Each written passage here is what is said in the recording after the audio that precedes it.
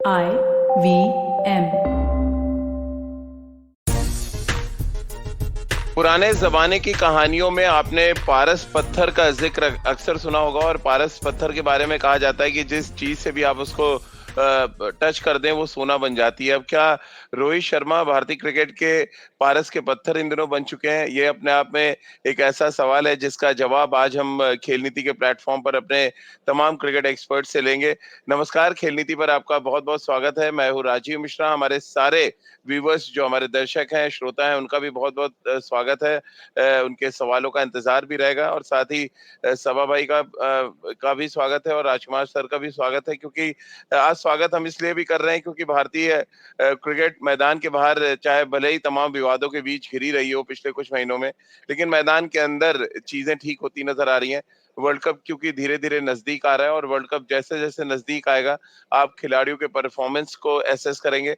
As a team कैसा भारतीय team प्रदर्शन कर रही है उसको आप एसेस करेंगे और साथ ही कप्तान अपनी टीम को कैसे लेकर आगे जा रहे हैं, इन तमाम चीजों को आप एसेस करना शुरू करते हैं।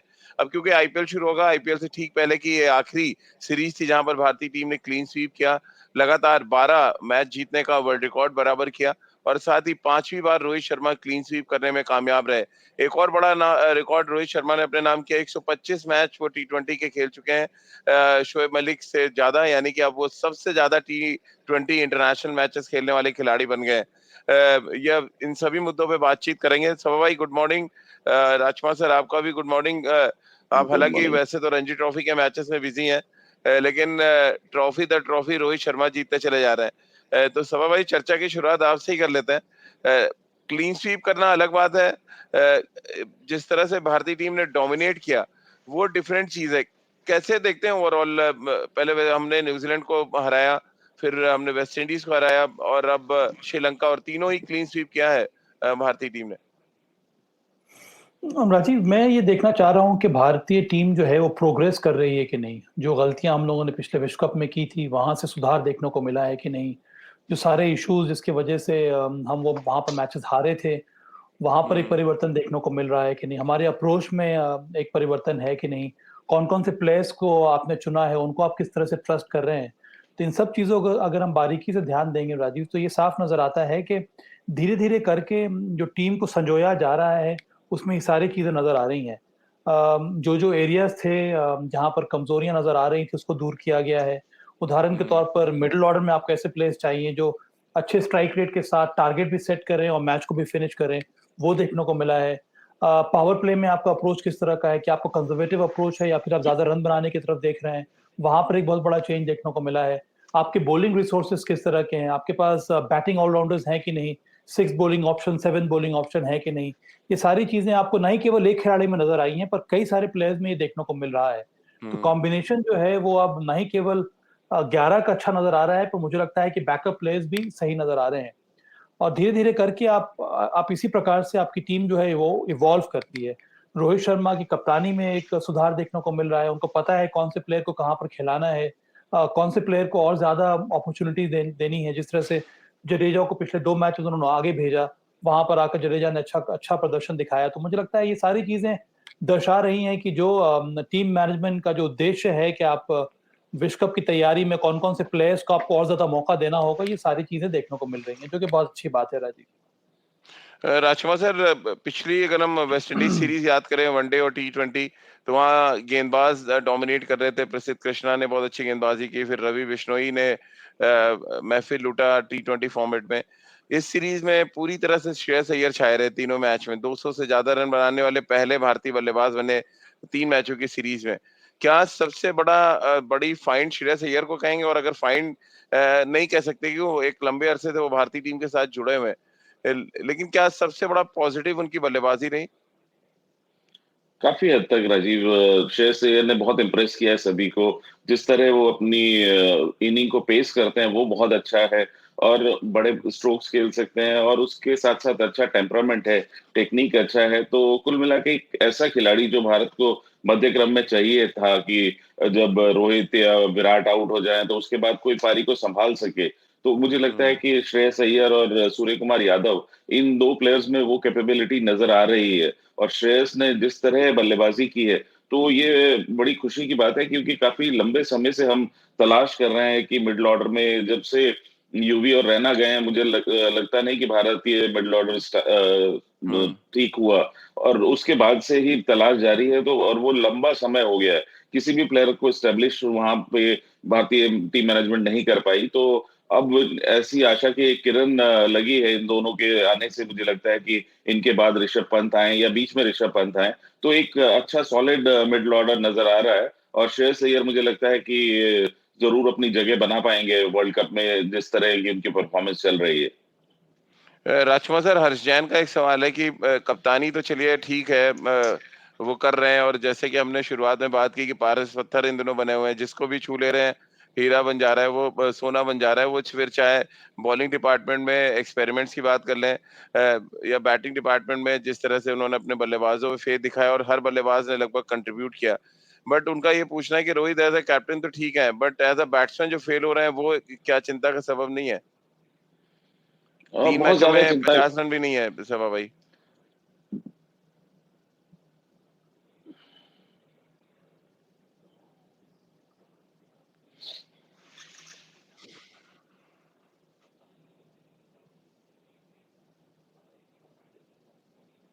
हुँ।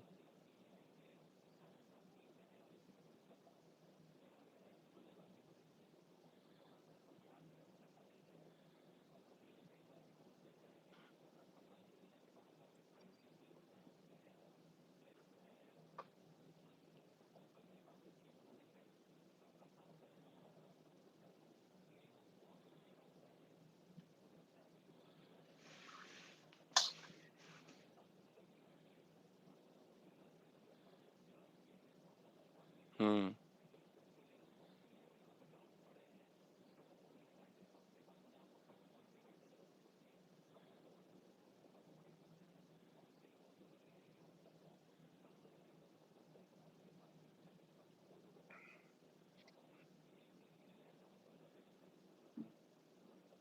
एक और सवाल हर्ष जैन का है, राजकुमार सर आपके लिए वो सवाल है कि रोहित शर्मा और विराट आईपीएल जैसे टूर्नामेंट में फेल होते हैं, 2 साल से हम देखते आ रहे हैं कि जब आईपीएल में फेल होते हैं तो इंडिया कुछ बहुत अच्छा नहीं कर पाता है और ऐसे में क्या आपको लग रहा है टी20 स्क्वाड में फिर नए चेहरों की ज़रूरत हो जाएगी? श्रेयस अय्यर को क्या कप्तान बना देंगे आप टी20 में?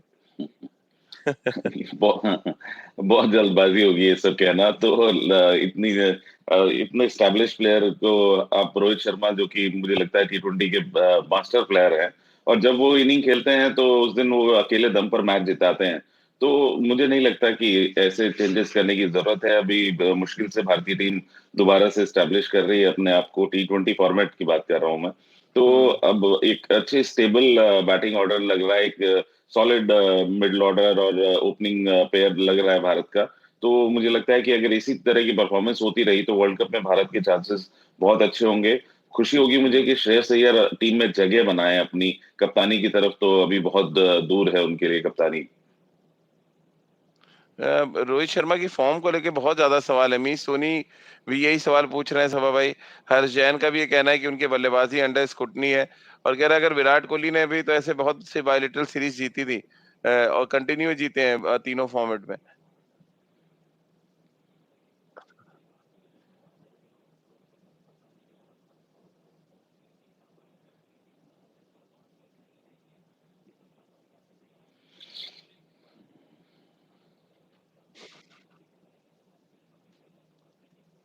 हुँ।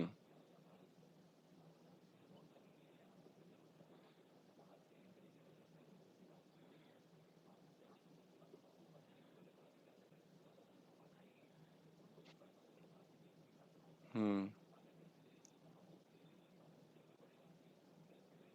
बिल्कुल।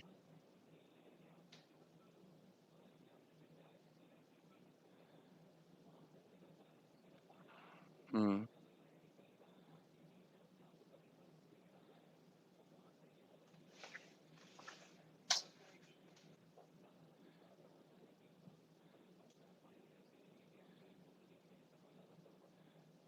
लेकिन दिल्ली कैपिटल्स को क्या फ़र्क पड़ रहा है श्रेयस अय्यर को नहीं रिटेन कर पाए आप?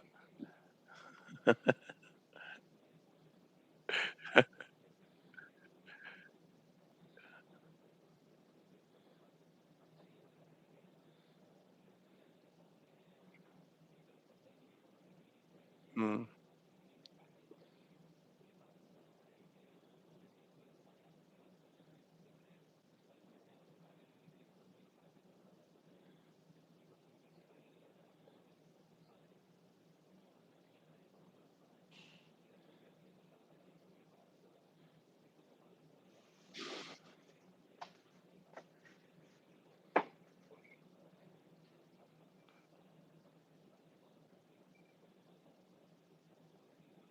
हाँ।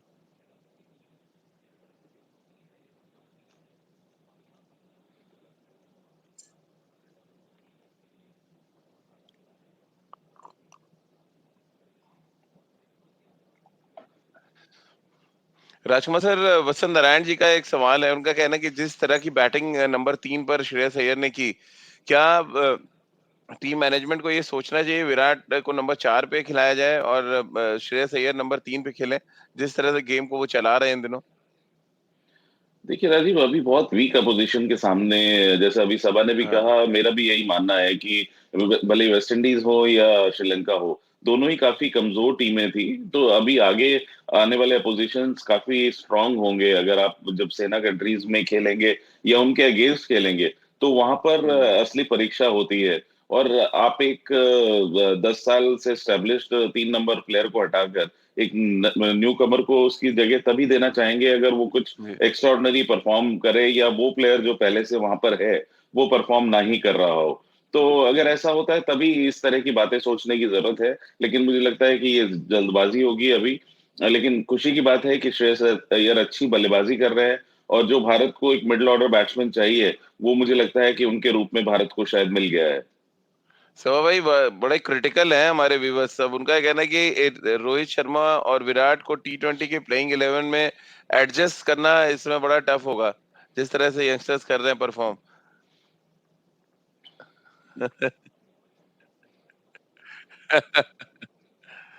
जी।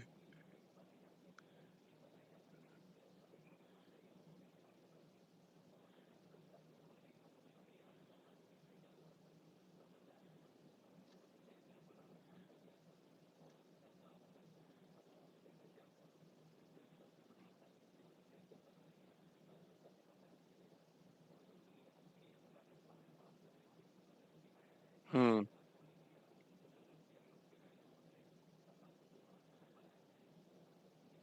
हाँ।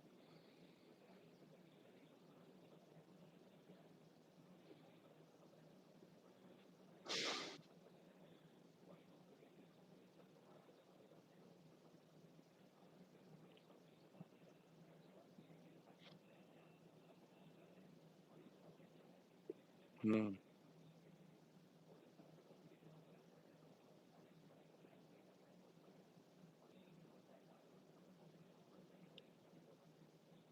राजकुमार सर, कसार साहब का सवाल है कि ऑलमोस्ट हर डिपार्टमेंट में इंडिया ने डोमिनेट किया श्रीलंका के खिलाफ। सिर्फ एक चीज जो खटक रही थी वो डेथ ओवर में गेंदबाजी है। खासतौर से शनाका ने जिस तरह से दोनों मैचों में रन बनाए हमारे पेस बॉलर्स के अगेंस्ट, थोड़ा वरिंग फैक्टर है ये, क्योंकि काफी रन हमने लुटाए हैं लास्ट ओवर्स में धर्मशाला के दोनों मैचों में। देखिए राजीव, ये एक हमेशा चिंता का सबब रहा है, और काफी डिफिकल्ट होता है किसी भी गेंदबाज के लिए लास्ट के ओवर में गेंदबाजी करना। और वहां पे शनाका एक शानदार हिटर हैं। उन्हें आइडिया है कि किस तरह जो लो फुल टॉसेस या यॉर्कर्स भी भारतीय गेंदबाज ट्राई कर रहे थे, भले हर्षल पटेल हों या दूसरे बॉलर, तो वो बहुत अच्छे से उनको मैनेज कर रहे थे। लेकिन हाँ, ये जरूर जल्द से जल्द भारत को इम्प्रूव करना होगा, सीखना होगा। और अभी ये यंगस्टर्स को हमने काफी ट्राई किया है, तो उन्हें थोड़ा समय देना होगा कि वो अपनी ये रणनीति या अपनी जो प्लानिंग है उसको और बेटर इम्प्रूव करें, और बेटर हो। एग्जाम्पल लें बुमराह का कि किस तरह वो मिश्रण करते हैं अपनी गेंदबाजी में। तो जरूरी है ये इम्प्रूवमेंट की करने की सभी यंगस्टर्स के लिए। लेकिन हर्षल पटेल के रूप में मुझे लगता है एक भारत के पास अच्छा डेथ ओवर्स बॉलिंग करने वाला गेंदबाज उभर कर सामने आ रहा है। बहुत अच्छा उनका स्लोअर वन है, और जिस तरह वो डालते हैं बहुत कॉन्फिडेंटली डालते हैं। और मुझे आशा है कि आने वाले दिनों में और इम्प्रूव करेंगे तो ये भारतीय क्रिकेट के लिए अच्छा रहेगा। सवा भाई, क्योंकि डेथ ओवर्स की गेंदबाजी की बात हो रही है, आप भी बड़े क्लोजली वॉच कर रहे थे। दिक्कत क्या आ रही थी? क्योंकि शनाका का इस सीरीज से पहले हम लोग उनको एज अ ऑलराउंडर जान रहे थे, बट एज अ फिनिशर उन्होंने अपनी पहचान बनाई और बहुत ही अच्छे प्रॉपर क्रिकेटिंग शॉट्स खेल के उन्होंने रन बनाए। तो ये दिखाता है कि हमने गलत गेंदबाजी की है और उसका फायदा उठाया शनाका ने। जी।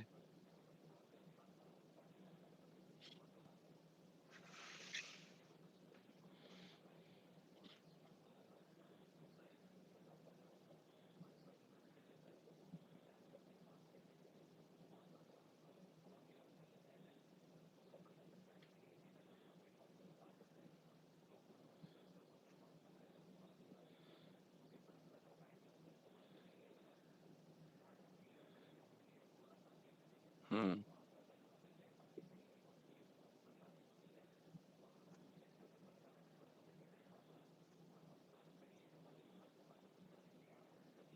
हम्म।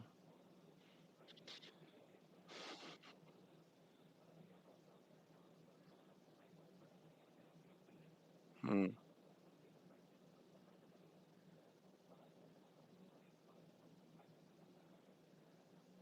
तो चलिए एक ब्रेक ले लेते हैं यहाँ पर। ब्रेक के बाद वापस आएंगे, भारतीय गेंदबाजों के प्रदर्शन पे आगे बातचीत करेंगे और क्या संजू सैमसन ने एक और मौका गवा दिया, इस पर भी आगे बातचीत करेंगे। एक छोटा सा ब्रेक ले रहे हैं, तुरंत हाजिर होते हैं।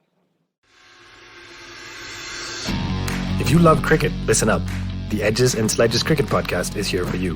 Hosted by DJ, Varun, and me, Ashwin, we bring a fun, fresh fan's point of view to talking all things cricket. Sometimes it's just the three of us, sometimes we have guests, including current and former international cricketers. For new episodes every week, check out the Edges and Sledges Cricket Podcast on the IVM app, website, or wherever you get your podcasts. Break के बाद एक बार फिर आपका स्वागत है। आप राजकुमार sir और सभा भाई के साथ देख रहे हैं और सुन रहे हैं खेल नीति। राजकुमार सर, दो गेंदबाजों के प्रेडिक्टेबल होने पे बातचीत यहाँ पे बहुत है, सवाल भी बहुत है। एक सवाल है कि हर्षल पटेल जरूरत से ज्यादा स्लोअर गेंदें यूज करते हैं, जिसकी वजह से प्रेडिक्टेबल हो रहा है। और दूसरा, रवि बिश्नोई 60% अपने स्पेल में गूगली डालते हैं। तो ये प्रेडिक्टेबल होना भी तो एक तरह से गड़बड़ है, आपको फिर तो आदमी रीड करेगा और उसी हिसाब से खेलना शुरू कर देगा। बिल्कुल राजीव, ये इन्हें दोनों ही गेंदबाजों को एक आखिरी देखने की जरूरत है, क्योंकि बहुत ज्यादा रिलाई करते हैं रवि बिश्नोई अपनी गुगली पर या फ्लिपर पर। और जब तक आप लेग स्पिन अच्छी नहीं डालेंगे तो बहुत मुश्किल है। और एक बार आपको अगर बैट्समैन रीड कर लेगा कि आप ज्यादातर गुगली मार रहे हैं, तो फिर विद द स्पिन वो आपको उस तरह टैकल करेगा। तो वेरिएशंस T20 क्रिकेट में बहुत ज्यादा इंपॉर्टेंट हैं। इसीलिए कहा जाता है कि मिस्ट्री स्पिनर्स कामयाब होते हैं। जो भी नया मिस्ट्री स्पिनर आता है, जब तक उसको नहीं पढ़ा जाता तब तक वो काफी सक्सेसफुल रहता है। हर्षल पटेल के साथ भी यही है कि वो बहुत ज्यादा, जरूरत से ज्यादा स्लोअर वंस यूज कर रहे हैं। अगर आपको याद हो, जयदेव उनादकट के साथ ये प्रॉब्लम हुई थी कि वो भी बहुत ज्यादा स्लोअर वंस यूज कर रहे थे और प्रेडिक्टेबल हो गए थे, जिसकी वजह से उनको बैट्समैन अच्छे से रीड करते थे और काउंटर करते थे।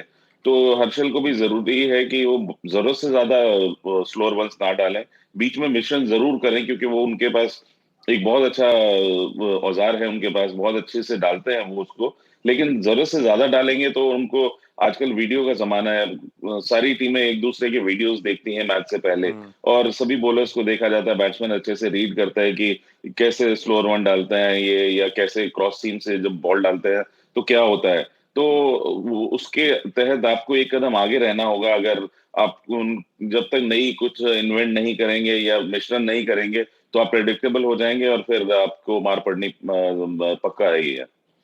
तो भाई, आप भी मानते हैं कि जरूरत से ज्यादा हर्षल पटेल और रवि बिश्नोई एक तरह की गेंदें डालते हैं?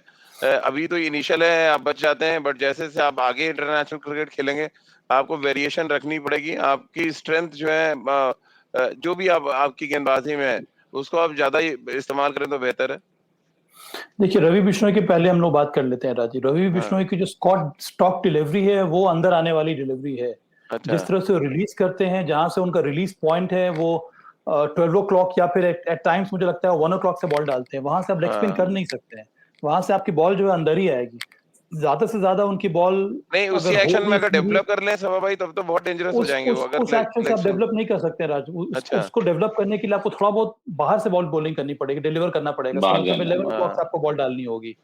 इस वजह से अभी तो वो देखने को नहीं मिल रहा है। जो ज्यादातर उनकी बॉलें आती है अंदर आती है, या फिर चंद गेंदें सीधा जो हैं वो सीधी निकल जाती हैं। जी तो हाँ, बल्लेबाज उनको पिक कर रहे हैं, पर इसका ये मतलब नहीं है कि उनकी एफिकेसी खत्म हो रही है। मुझे लगता है कि हम्म, राशिद खान जैसे बॉलर को आप देखें, उनकी भी गेंदें जो अंदर ही आती हैं, पर उसमें सटल चेंजेस होता है पेस का, जो परेशान कर रहा है बल्लेबाजों को। और ये सिर्फ यहाँ पे 4 ओवर आपको डालने होते हैं, 4 ओवर में उतना बल्लेबाज को समय मिलता नहीं है। इसी वजह से हम्म, अभी तक उनको सफलता मिली है, पर मुझे लगता है कि और ज़्यादा अगर खेलने लगेंगे, तो मुझे लगता है वो वेरिएशन उनको लाना पड़ेगा और ज़्यादा सक्सेसफुल होने के लिए। हर्षल पटेल को मुझे लगता है कि विकेट के मुताबिक बॉलिंग करने की ज़रूरत है।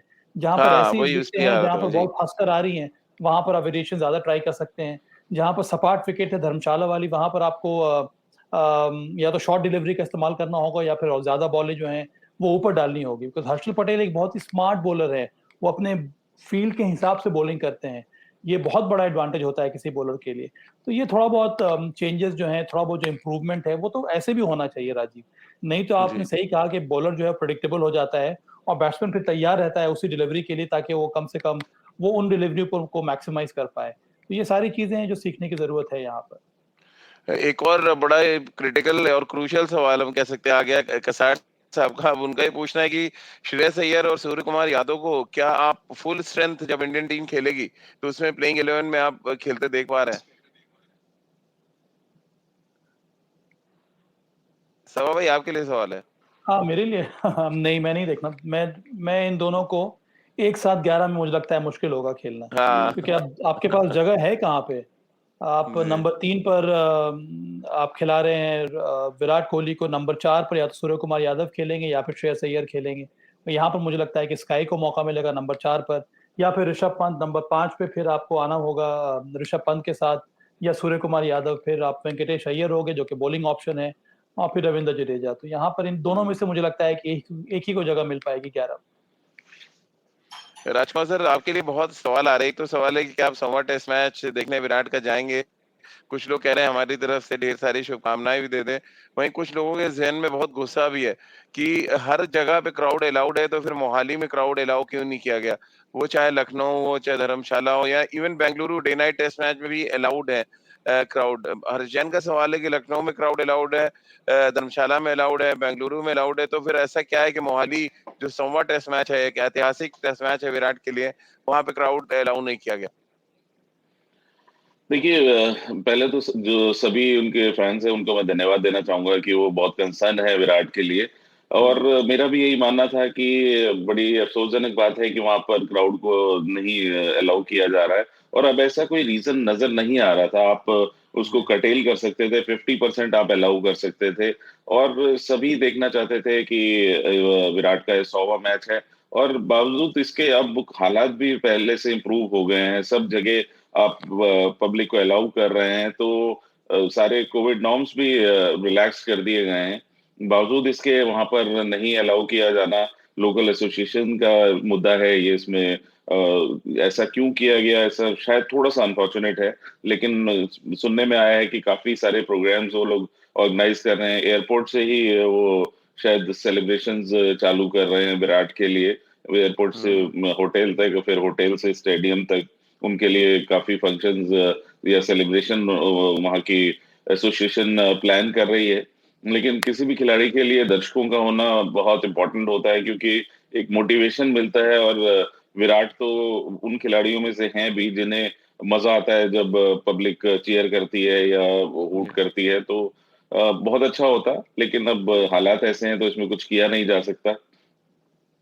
अ, समा भाई आप कैसे देखते हैं? ये बड़ा अजीब-सी बात लगती है कि हर वेन्यू पे अब हिंदुस्तान से बाहर तो है नहीं मोहाली, हम इसको यूक्रेन या रशिया में मान नहीं सकते कि वहाँ पे बम्बार्डिंग होने वाली, इसलिए आप अलाउ नहीं करेंगे दर्शक। बाकी जगह पे बहुत सेफ है। धर्मशाला में कल मैंने देखा पूरा पैक्ड था धर्मशाला। लखनऊ में भी दर्शक अलाउ। फिर क्या रीज़न आप देख रहे हैं कि मोहाली टेस्ट मैच जो विराट के लिए तो बहुत बड़ा टेस्ट मैच है, 100 टेस्ट मैच ड्रीम है होता है किसी भी क्रिकेटर के लिए। वहाँ पर दर्शक अलाउ नहीं किया गया। बहुत अनफॉर्चुनेट है ये राजीव, पता नहीं जी, किस कारण से ये निर्णय लिया गया है। मुझे तो अभी भी उम्मीद है कि स्पेक्टेटर्स को अलाउड करना चाहिए, ताकि फैंस को भी मौका मिलना चाहिए 100 टेस्ट मैच देखने का विराट कोहली का। उनके लिए बहुत ही ऐतिहासिक ये मोमेंट है। हर एक खिलाड़ी जब वो खेलना शुरू करता है, उसका प्रयास यही रहता है कि एम्बिशन यही होता है वो पहले भारत के लिए खेले। भारत के लिए खेलते-खेलते अगर वो इस अहम मुकाम तक पहुंच जाए तो उसकी कोशिश यही होती है, वो यही चाहता है कि सब ढेर सारे दर्शक मैदान में आकर उसको खेलते हुए देखें। और इन सब चीज़ों से वंचित रहना मुझे लगता है बहुत ही अनफॉर्चुनेट होगा विराट के लिए। तो मेरी तो यही दुआ है, मैं यही अपील कर रहा हूँ बीसीसीआई से भी और स्टेट बॉडी से भी कि दर्शकों को अलाउ किया जाए। अब वहाँ पे पता नहीं क्या गवर्निंग रूल्स हैं, पर हर जगह चूंकि अब तो एक तरह से खुल सा गया है, स्कूल्स खुल गए हैं, रेस्टोरेंट्स खुल गए हैं, तो स्टेडियम में मनाही क्यों है ये कहना बड़ा मुश्किल है। तो मुझे तो उम्मीद अभी भी है कि स्पेक्टेटर्स को अलाउ किया जाए मोहाली टेस्ट मैच के लिए। राजकुमार सर, आप थोड़ा मिस करेंगे क्योंकि आप भी चाह रहे होंगे कि 100वें टेस्ट मैच में जाएं, अब क्योंकि आप ड्यूटी निभा रहे हैं दिल्ली की टीम के लिए। बट जितनी मुझे खबर पता चली कि फैमिली वहां पे पहुंच चुकी है विराट की इस ऐतिहासिक टेस्ट मैच सेलिब्रेशन के लिए।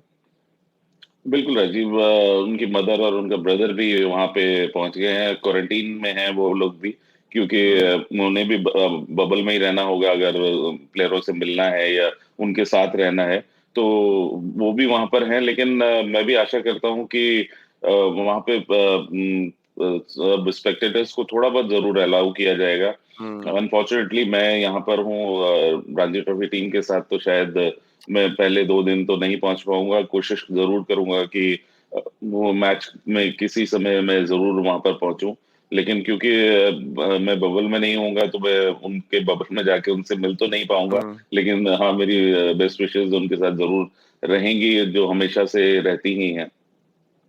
मैं अगर आप आएंगे राजकुमार सर, तो हम भी कोशिश करेंगे आपके साथ चलें, भले हम लोग बाहर से वो मैच देखें, बट दिल बहुत है कि जाएं और मोहाली टेस्ट मैच देखा जाए। आपसे एक सवाल है रणजी ट्रॉफी मैच को लेकर राजकुमार सर की, बहुत ही क्लोज कॉन्टेस्ट था झारखंड के साथ, बट दिल्ली लूजिंग साइड के साथ मैच को फिनिश किया उन्होंने। कैसे आप देखते हैं, क्या रीजन है कि दिल्ली क्वालिफाई नहीं कर पाई है?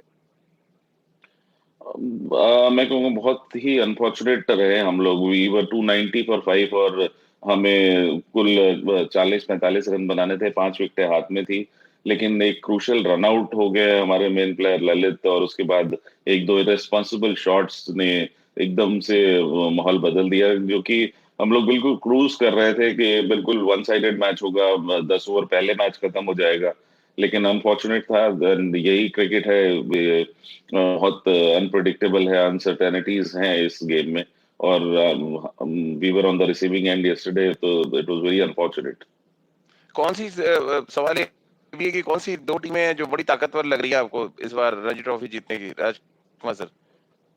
देखिए, हमेशा की तरह कर्नाटका और मुंबई बहुत अच्छी टीमें होती हैं, और हाँ। अच्छे से प्रिपरेशन उनकी क्योंकि काफी अच्छी होती है, तो वो मुझे लग रहा है कि काफी फेवरेट्स हैं इस बार फिर से। समय बंगाल क्योंकि राजीव, 2 साल के बंगाल जी आप देखो कुछ कह दो रहे थे। बैक टू बैक मैचेस वो जीत कर क्वालिफाई कर गए हैं। पहला मैच बहुत ही कठिन था उनके लिए कि पहले इनिंग्स में 80-88 रन पर आउट हो गए, तो उसके बाद हम्म, फोर्थ डे आकर 350 करीब उन्होंने चेस किया। फिर दूसरा मैच जो वो जीते हैं वहां पर भी 200 कुछ टारगेट सेट किया था बंगाल ने और वहां पर ऑल आउट कर दिया।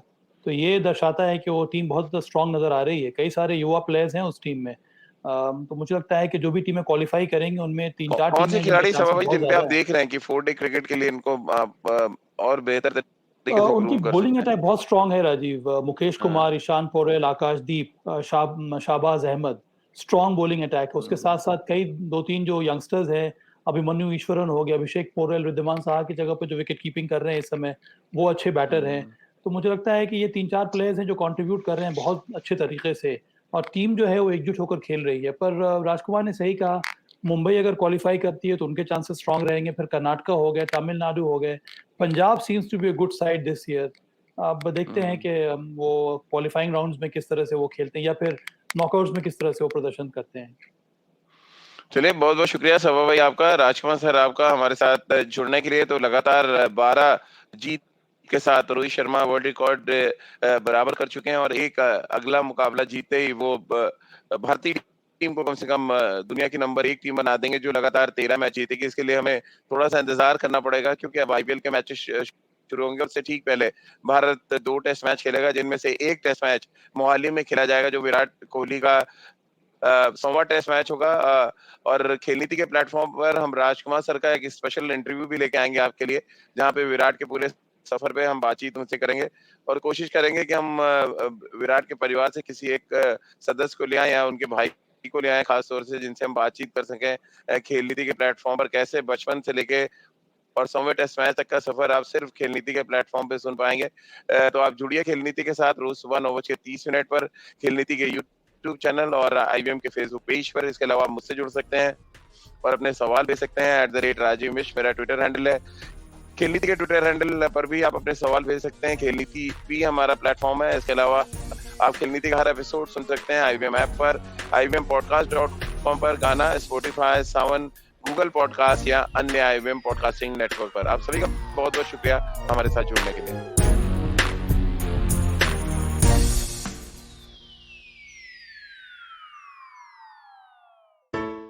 Hello.